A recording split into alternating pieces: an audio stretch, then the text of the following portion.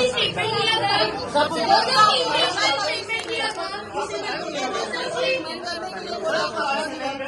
और आपने जो स्टेटमेंट किया उसके ऊपर क्या कहना चाहिए? किसके ऊपर कहना चाहिए? इंटेंशनली आपने स्टेटमेंट किया था। इंटेंशनली था या अनइंटेंशनली था? किसने लिखा था वो? किसने लिखे थे वो?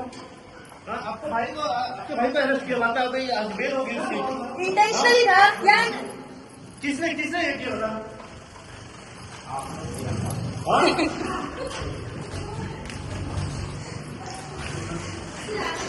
सर क्या कहना चाहिए इसका बारे में? अभी एडिट क्यों कर रहे हैं? आपको क्या हुआ है? दीजिए कुछ सर, एडिट क्यों कर रहे हैं आपको?